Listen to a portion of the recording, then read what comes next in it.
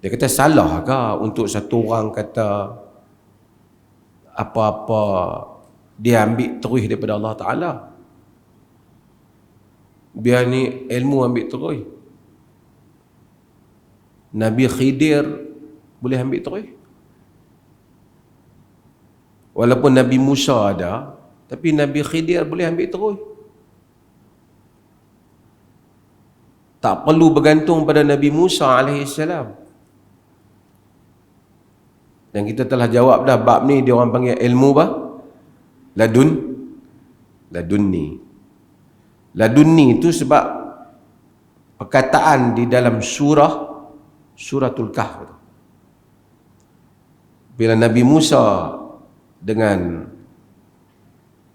pemuda yang bersama dengan dia yang pergi, pemuda tu dalam berbagai yang bersama dengan Nabi Musa, Fatah yang bersama dengan Nabi Musa yang disebut dalam, dia jumpa dengan Nabi Khidir tu, fawajada, mereka berdua mendapati, fawajada abdan min ibadina atainahu rahmatan min indina wa 'allamnahu min ladunna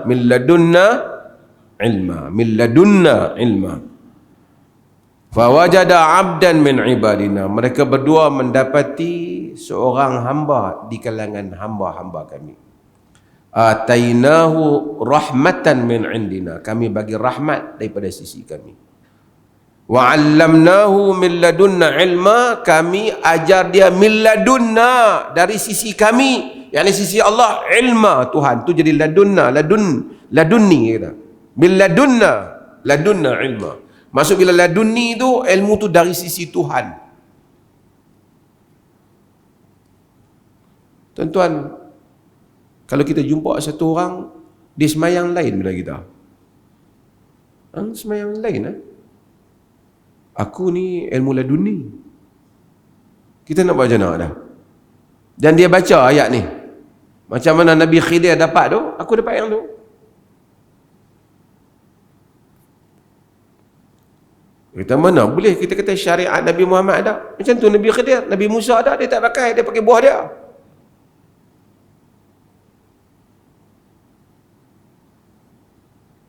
Sebab tu kita tengok sebahagian tu memang sentiasa duk panggil Khidir. Nabi Khidir aja cerita dia apa. Tuan-tuan, dia ada perbezaan yang besar. Apa perbezaannya? Perbezaan dia ialah Nabi Musa, dia tidak diutuskan kepada Nabi Khidir. Nabi Khidir itu Nabi.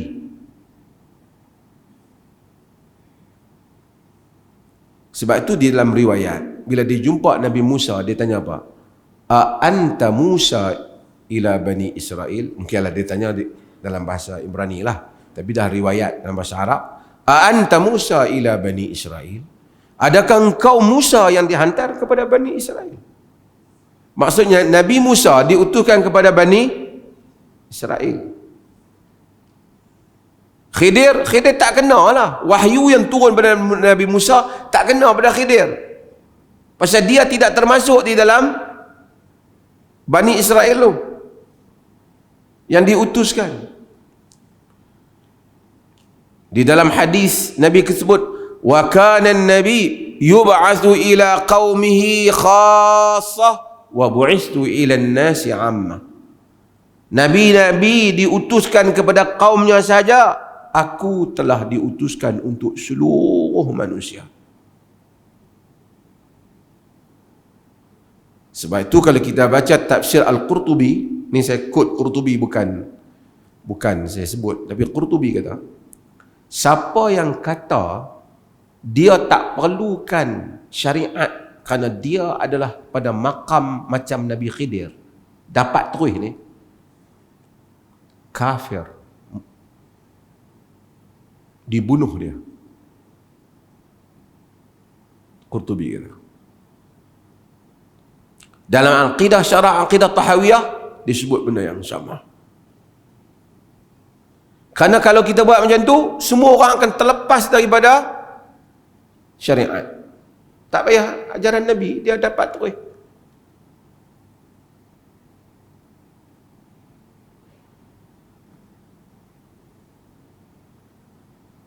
Orang tak bergantung lagi kepada ajaran Nabi SAW kerana untuk apa aku tanya Tuhan tu. Dan ini semua bibit dia yang tuan-tuan tengok ni. Selak lansir, terai, tanya Nabi terus. Ini semua untuk skip daripada semua ajaran yang ada ni, terpaksa duk ikut.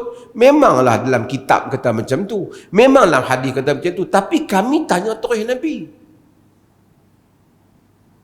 Tuan-tuan nak buat macam mana?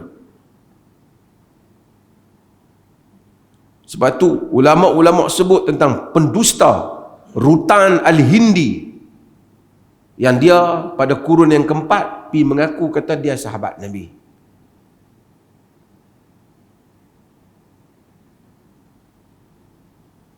Itu yang hatta Al-Imam Suyuti, Ibn Hajar dan seumpamanya menemplak orang yang riwayatkan tu. Man safaha man safahani, man safaha man safahani, man safahani sampai akhir, dakhal al-jannah. Siapa yang bersalam dengan dia, kata safah tu Rasul, aku salam dengan Nabi. Kemudian Nabi kata siapa yang bersalam dengan aku, bersalam dengan orang yang bersalam dengan aku, bersalam dengan orang bersalam dengan aku, bersalam dengan orang bersalam dengan aku, masuk syurga. Dia panggil al-musalsal bil musafahah. Musalsal musafahah. Syekh Abdul Fattah Abu Ghudah tulis kitab khas. Abu Ghudah Asy'ari, Sufi dah, Abu Ghudah. Tulis kitab khas laknat Tuhan kepada orang yang riwayat.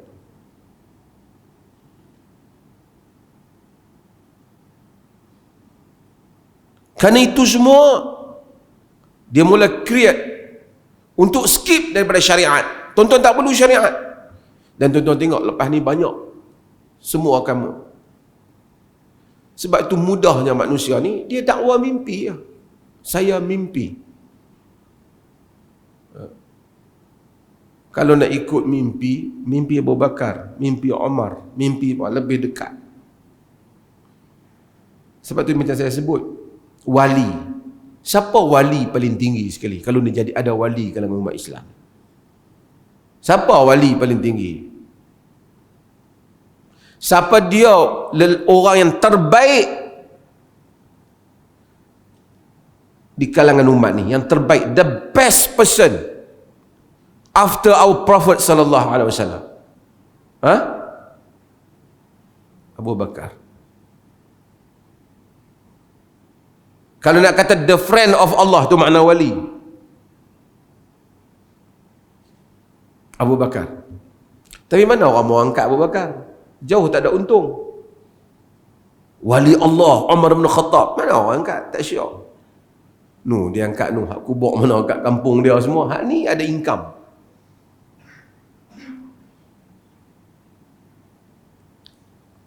Nak tawasul dengan wali ni dekat, kita jauh dengan Allah.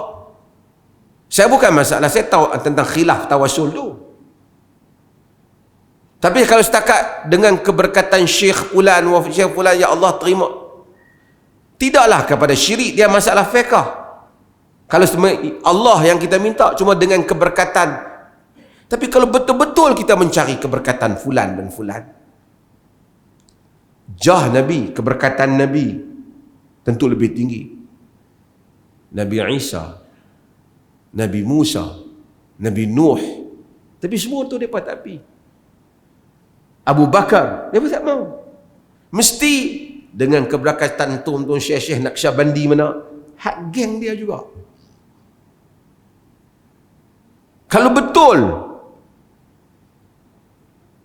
kenapa tak pergi kepada yang lebih hebat? Semua ni ada kira bicara bisnes yang lain. Kalau betul lah kau nak tawassul dengan yang dekat, tentu Nabi Muhammad, tentu Isa, Musa, Zakaria, Ilyas, Zulkifil, Ibrahim, Ismail, Ishaq.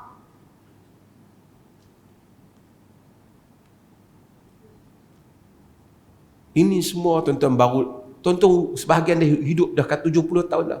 Lama dah tak dengar benda ni. Sekarang mari balik. Tu yang duk pil melompat kat kubur. Pegang kepala kubur tu duk semua ni ada agenda dia. Tuan-tuan tengok Syiah. Kita baca hadis Ali. Syiah. Akhirnya menangis. Husain, ya Husain, ya Husain, ya Husain. Kalau betul dia nak Hasan, cucu Nabi. Ibnu Abbas, sepupu Nabi. Bukan Ali saja sepupu Nabi. Ramai lagi. Tapi mereka nak ini saja. Mereka pilih yang ni, ia bersifat sectarian. Ada puak. Dan itulah tuan-tuan tengok, setiap tarekat yang mari, dia akan tabalkan satu orang yang ada kaitan dengan tarikatnya kerana dia nak himpunkan satu kumpulan manusia untuk duduk di bawah payung tarikat dia. Lepas tu marilah ustaz-ustaz ni, ada dalam hadis Nabi kita justifykan sesuatu yang bukan itu maqasid tu, kita nak tahu apa maksud di sebalik hal-hal yang berlaku ini. Wallahu ta'ala alam.